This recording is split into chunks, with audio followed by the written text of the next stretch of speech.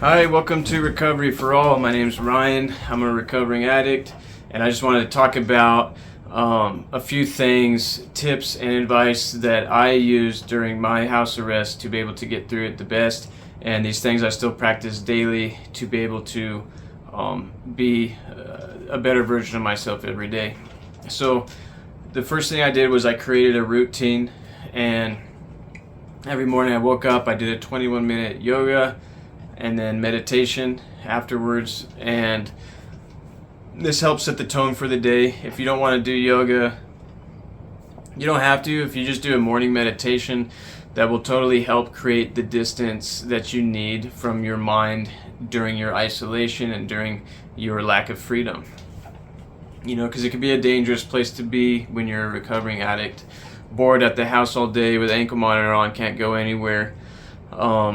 You know, you could feel uneasy and feel hate and mad and anger and all that stuff.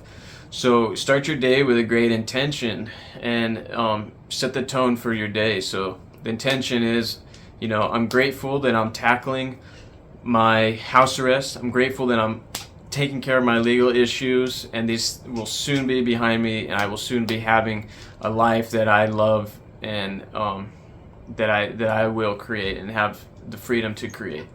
And be grateful for that. Be grateful that you're clean. Be grateful that you're in recovery. Be grateful that you're not on the street shooting dope or overdosing in someone's fucking garage, you know. These are all things to be grateful for. And the trick is that when you practice gratitude, you are changing from like a kind of a negative, pessimistic view. You're not creating room for that to grow. You're changing it to a grateful perspective, and that will be a whole other different type of energy to start your day with.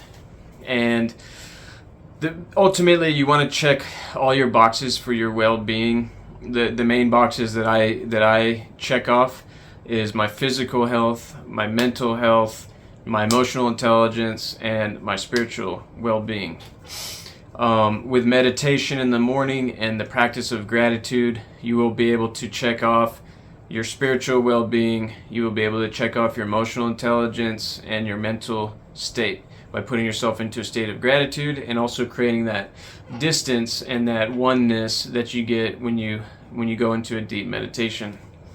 If you don't know how to meditate, then there are so many resources online. That's where I got all my stuff. I'm not an expert, but I do it every day, and it's been a huge help for me in my recovery.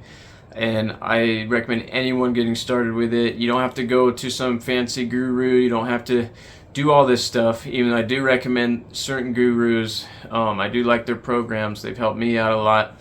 But if that's not your cup of tea, just like listen to some nice music, go on YouTube. There's all kinds of resources for quiet, silent meditations or guided meditations. If you could do this 1 to 3 times a day, you're all the better for it. And it's a thing that gradually works over time. So if you're finding yourself getting all this crazy mental stuff happening, just keep at it and relax, and also stay as the observer who sees the mental stuff happening, but because you see it, you know that that's not you. And stay with the part of you that is aware of this mental stuff, and you'll come to peace. You'll slowly gradually find your serenity and your peace through this house arrest period. Another thing that you need to address is your physical health. So you got to do daily exercise, get a routine going, write a program out. I started learning. I didn't know anything about exercise, but I started teaching myself different routines. You go on YouTube, find different routines that you could do without any weights, and they'll show you all different things to address different muscle groups or to address, you know, mobility, anything to keep your body limber and active and functioning and growing healthy is what you want to do. So do that. You could even run laps around the perimeter. That's what I did. The perimeter of your ankle monitor. You could run laps or do walking. That'll kill an hour. So you got your meditation, you got your daily gratitude, you got your physical health and exercise, and then start learning how to eat properly. Start learning what foods are best for your system, you know. And you know what I've learned ultimately is that the less processed, the better. The more whole foods, the better. Your brain will function, and you'll get all that good stuff that makes you feel good. Again, I'm not an expert, but this is what I've learned, and you could go on your own journey and learn your own health needs.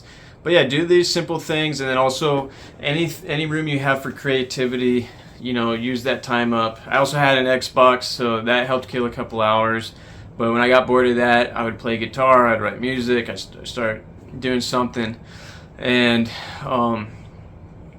that was about it. And you know, if you apply all these things, just know that at least you're working on your fucking physical well-being. At least you're working on your mental state. At least you're growing spiritually, working on your spiritual health. At least you are working on your emotional intelligence.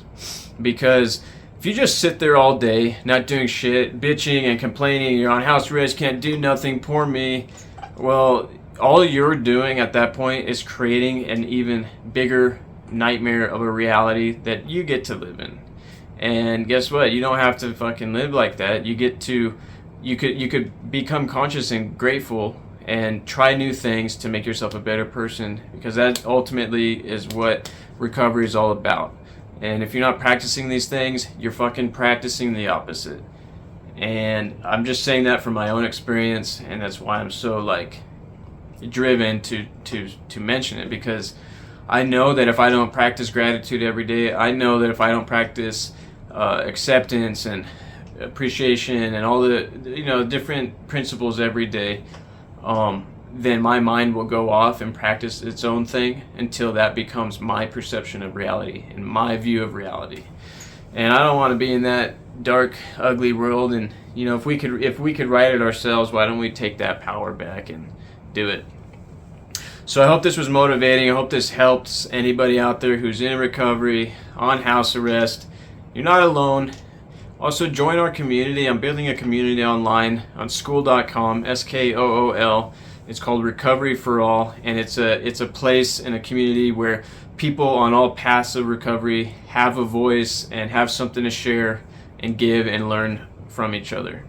So this includes people who are medically assisted. This includes people who plant-based, psychedelics, or are in a state of harm reduction. It even includes people who are completely clean and sober, doing a 12-step or not doing a 12-step. Whatever you are doing on your path of recovery is good, because I believe that if you're a better version of yourself than you were when you were using drugs, you have something to share to somebody out there, and there should be a place to do it where we all fucking listen and respect what you have to say.